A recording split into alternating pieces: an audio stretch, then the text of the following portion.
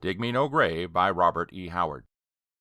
The thunder of my old-fashioned door-knocker, reverberating eerily through the house, roused me from a restless and nightmare-haunted sleep.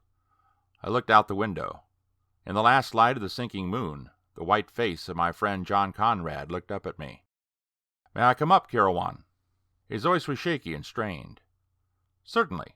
I sprang out of bed and pulled on a bathrobe as I heard him enter the front door and ascend the stairs. A moment later he stood before me, and in the light which I had turned on, I saw his hands tremble and noticed the unnatural pallor of his face. "Old John Grimlin died an hour ago," he said abruptly. "Indeed? I had not known that he was ill." "It was a sudden virulent attack of peculiar nature, a sort of seizure, somewhat akin to epilepsy. He had been subject to such spells of late years, you know." I nodded. I knew something of the old hermit-like man who had lived in his great dark house on the hill. Indeed, I had once witnessed one of his strange seizures, and I had been appalled at the writhings, howlings, and yammerings of the wretch, who had groveled on the earth like a wounded snake, gibbering terrible curses and black blasphemies until his voice broke in a wordless screaming, which spattered his lips with foam. Seeing this, I understood why people in old times looked on such victims as men possessed by demons. "Some hereditary trait," Conrad was saying. "Old John doubtless fell heir to some ingrown weakness brought on by some loathsome disease, which was his heritage from perhaps a remote ancestor. Such things occasionally happen. Or else, well, you know, old John himself pried about in the mysterious parts of the earth, and wandered all over the East in his younger days. It is quite possible that he was infected with some obscure malady in his wanderings. There are still many unclassified diseases in Africa and the Orient." "But," said I, "you have not told me the reason for this sudden visit at this unearthly hour, for I notice that it is past midnight." My friend seemed rather confused. "Well, the fact is that John Grimlin died alone, except for myself.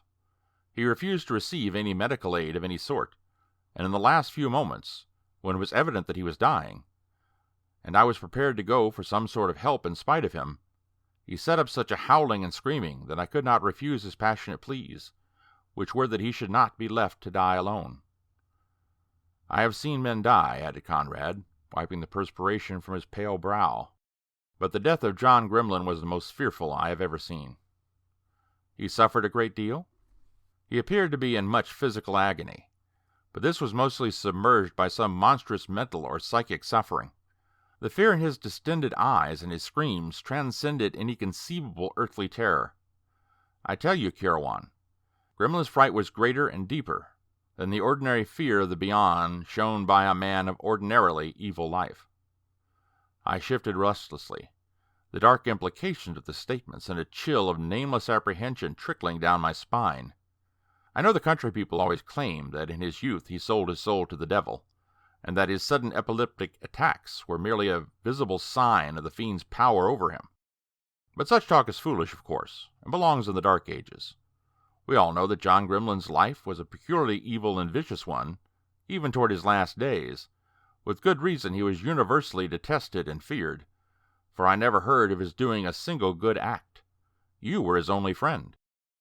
"And that was a strange friendship," said Conrad. "I was attracted to him by his unusual powers, for despite his bestial nature, John Grimlin was a highly educated man, a deeply cultured man. He had dipped deep into occult studies, and I first met him in this manner, for as you know, I have always been strongly interested in these lines of research myself. But in this, as in all other things, Grimlin was evil and perverse.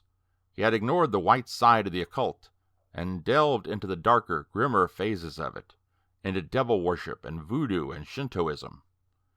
His knowledge of these foul arts and sciences was immense and unholy, and to hear him tell of his researches and experiments was to know such horror and repulsion as a venomous reptile might inspire, for there had been no depths to which he had not sunk, and some things he had only hinted at, even to me. I tell you, Carawan, it is easy to laugh at tales of the black world of the unknown, when one is in pleasant company, under the bright sunlight. But had you sat at ungodly hours in the silent, bizarre library of John Grimlin, and looked on the ancient musty volumes, and listened to his grisly talk as I did, your tongue would have cloven to your palate with sheer horror as mine did, and the supernatural would have seemed very real and near to you, as it seemed to me. But in God's name, man, I cried, for the tension was growing unbearable. Come to the point and tell me what you want of me. I want you to come with me to John Grimlin's house and help carry out his outlandish instructions in regard to his body. I had no liking for the adventure, but I dressed hurriedly, an occasional shudder of premonition shaking me. Once fully clad, I followed Conrad out of the house and up the silent road which led to the house of John Grimlin. The road wound uphill, and all the way, looking upward and forward, I could see that great grim house perched like a bird of evil on the crest of the hill, bulking black and stark against the stars. In the west pulsed a single dull red smear, where the young moon had just sunk from view behind the low black hills.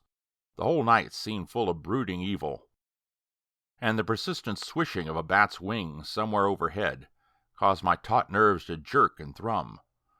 To drown the quick pounding of my own heart, I said, "Do you share the belief so many hold, that John Grimlin was mad?" We strode on several paces before Conrad answered, seemingly with a strange reluctance. But for one incident, I would say no man was ever saner. But one night in his study, he seemed suddenly to break all bonds of reason.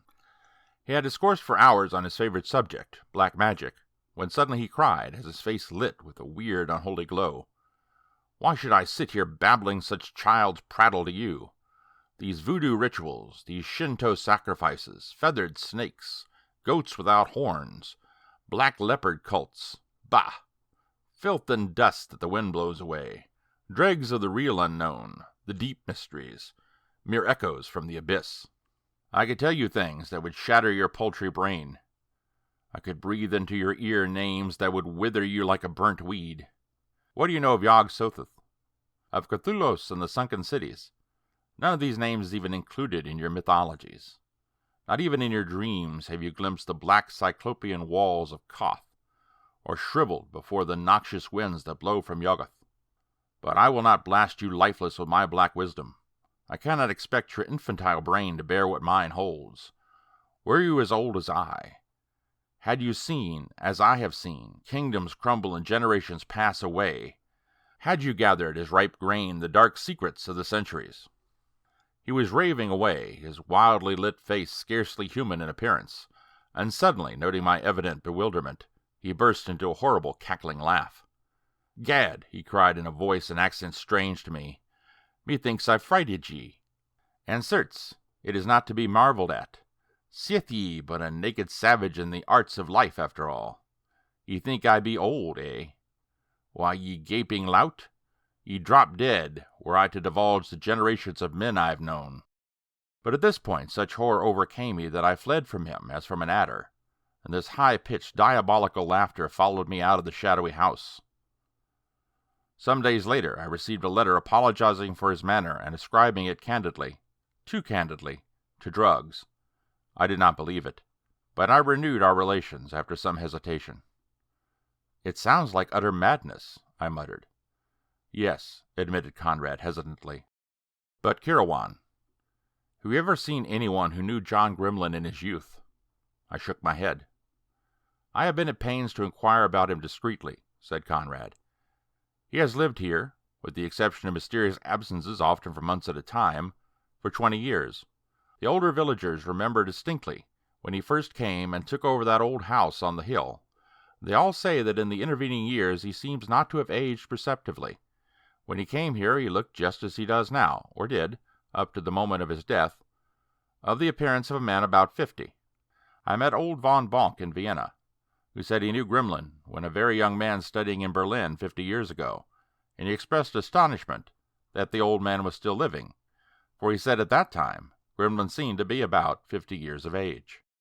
I gave an incredulous exclamation, seeing the implication toward which this conversation was trending. "Nonsense! Professor von Bonk is past 80 himself, and liable to the errors of extreme age. He confused this man with another." Yet as I spoke my flesh crawled unpleasantly, and the hairs on my neck prickled. "Well," shrugged Conrad, "here we are at the house." The huge pile reared up menacingly before us, and as we reached the front door a vagrant wind moaned through the nearby trees, and I started foolishly, as I again heard the ghostly beat of the bat's wings. Conrad turned a large key in the antique lock, and as we entered, a cold draught swept across us like a breath from the grave. Moldy and cold. I shuddered. We groped our way through a black hallway and into a study. And here Conrad lighted a candle, for no gas lights or electric lights were to be found in the house. I looked about me, dreading what the light might disclose, but the room, heavily tapestried and bizarrely furnished, was empty save for us two. Where is it?" I asked in a husky whisper, from a throat gone dry. "Upstairs," answered Conrad in a low voice, showing that the silence and mystery of the house had laid a spell on him also. "Upstairs in the library where he died." I glanced up involuntarily. Somewhere above our head, the lone master of this grim house was stretched out in his last sleep, silent, his white face set in a grinning mask of death. Panic swept over me, and I fought for control. After all, it was merely the corpse of a wicked old man, who was past harming anyone. This argument rang hollowly in my brain like the words of a frightened child who is trying to reassure himself. I turned to Conrad. He had taken a time-yellowed envelope from an inside pocket. "This," he said, removing from the envelope several pages of closely written time-yellowed parchment, "is in effect the last word of John Grimlin, though God alone knows how many years ago it was written. He gave it to me 10 years ago, immediately after his return from Mongolia. It was shortly after this that he had his first seizure. This envelope he gave me, sealed, and he made me swear that I would hide it carefully, and that I would not open it until he was dead, when I was to read the contents and follow their directions exactly. More, he made me swear that no matter what he said or did after giving me the envelope, I would go ahead as first directed. For," he said with a fearful smile, "the flesh is weak, but I am a man of my word, and though I might, in a moment of weakness, wish to retract, it is far, far too late now. You may never understand the matter, but you are to do as I have said." Well, again Conrad wiped his brow. Tonight, as he lay writhing in his death agonies, his wordless howls were mingled with frantic admonitions to me to bring him the envelope and destroy it before his eyes. As he yammered this, he forced himself up on his elbows, and with eyes starting and hair standing straight up on his head, he screamed at me in a manner to chill the blood, and he was shrieking for me to destroy the envelope, not to open it. And once he howled in his delirium for me to hew his body into pieces and scatter the bits to the four winds of heaven. An uncontrollable exclamation of horror escaped my dry lips. "At last," went on Conrad, "I gave in. Remembering his commands 10 years ago, I at first stood firm, but at last, as his screeches grew unbearably desperate, I turned to go for the envelope, even though that meant leaving him alone. But as I turned, with one last fearful convulsion in which blood-flecked foam flew from his writhing lips, the life went from his twisted body in a single great wrench." He fumbled at the parchment. "I am going to carry out my promise. The directions herein seem fantastic and may be the whims of a disordered mind, but I gave my word. They are, briefly, that I place his corpse on the great black ebony table in his library, with 7 black candles burning about him. The doors and windows are to be firmly closed and fastened. Then, in the darkness which precedes dawn, I am to read the formula, charm or spell, which is contained in a smaller sealed envelope inside the first, and which I have not yet opened." "But is that all?" I cried. "No provisions as to the disposition of his fortune, his estate, or his corpse?" "Nothing. In his will, which I have seen elsewhere, he leaves estate and fortune to a certain Oriental gentleman, named in the document as Malik Tus." "What?" I cried, shaken in my soul. "Conrad, this is madness heaped on madness. Malik Tus! Good God! No mortal man was ever so named. That is the title of the foul god worshipped by the mysterious Yezidis, they of Mount Alamount the Accursed, whose 8 brazen towers rise in the mysterious wastes of deep Asia. His idolatrous symbol is the brazen peacock, and the Mohammedans, who hate his demon-worshipping devotees, say is the essence of the evil of all the universes, the prince of darkness, Ahriman, the old serpent, the veritable Satan, and you say Grimlin names this mythical demon in his will." "It is the truth." Conrad's throat was dry. And look, he has scribbled a strange line at the corner of this parchment. Dig me no grave. I shall not need one. Again a chill wandered down my spine. In God's name, I cried in a kind of frenzy, let us get this incredible business over with. I think a drink might help, answered Conrad, moistening his lips. It seems to me I've seen Gremlin go into this cabinet for wine.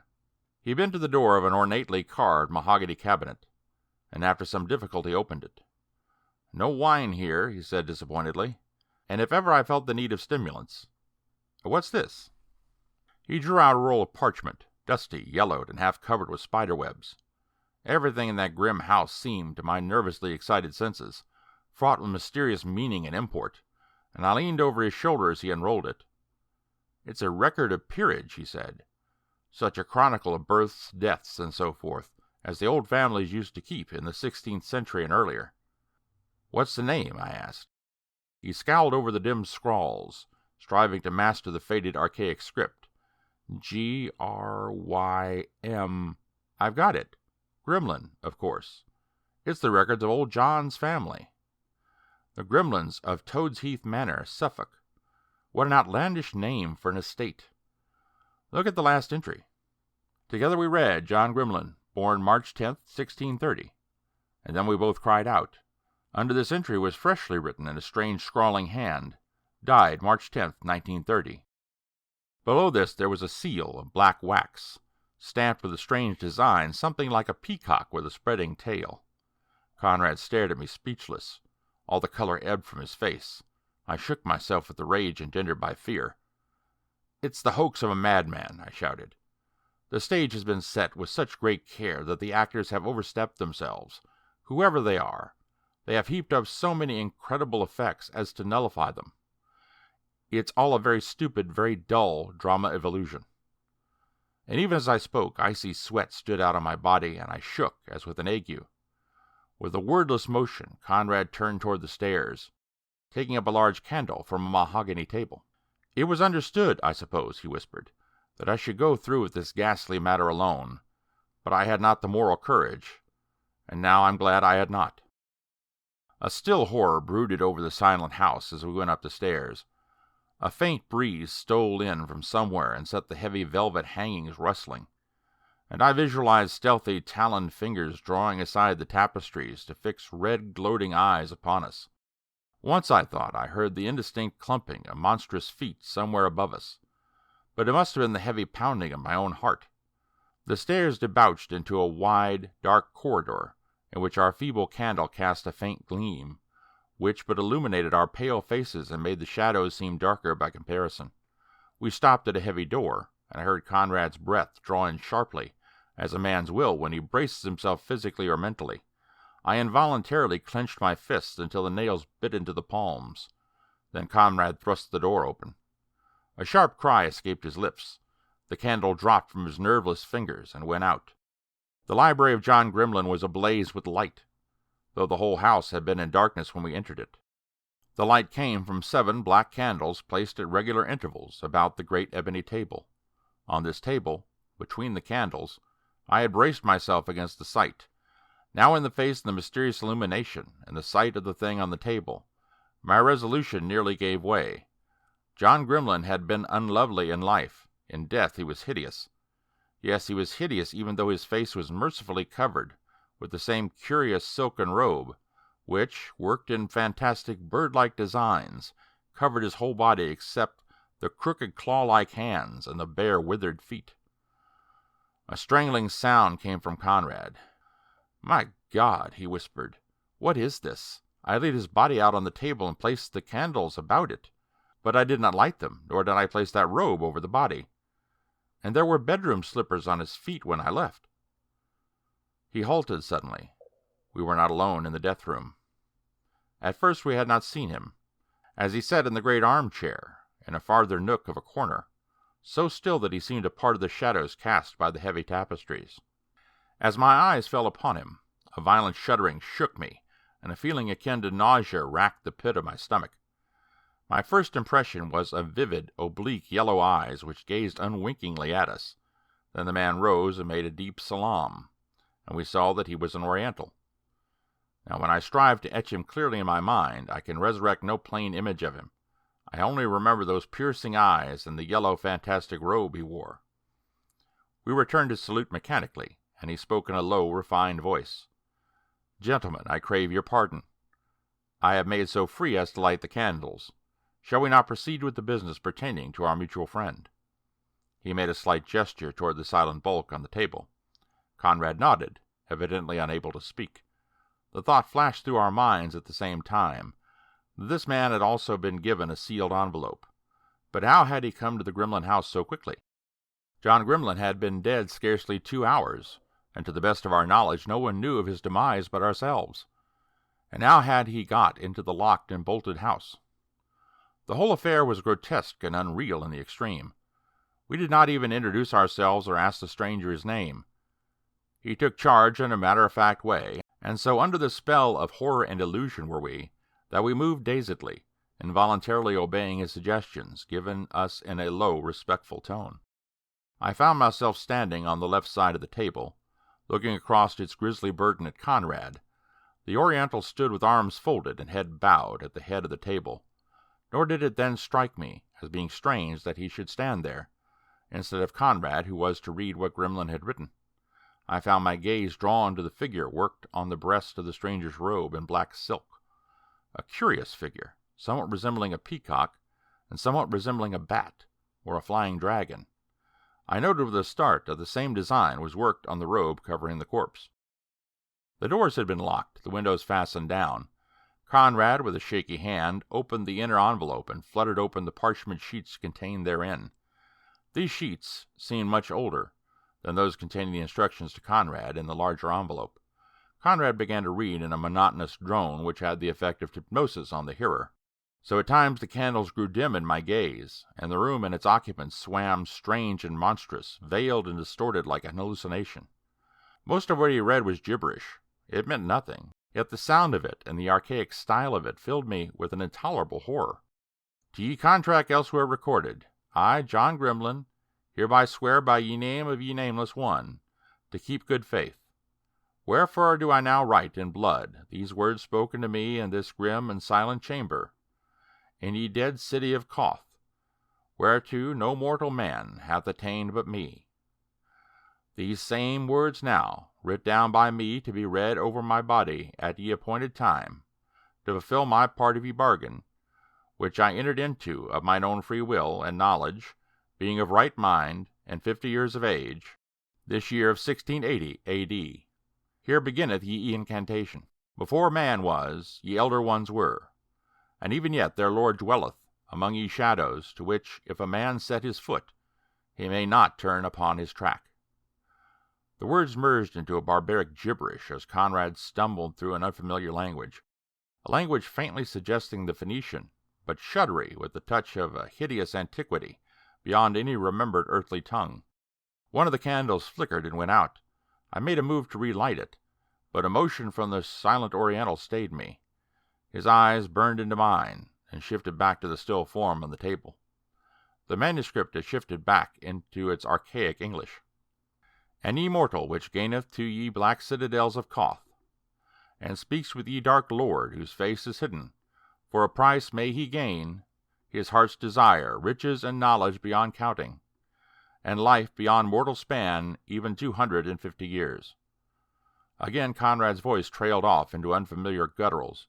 Another candle went out.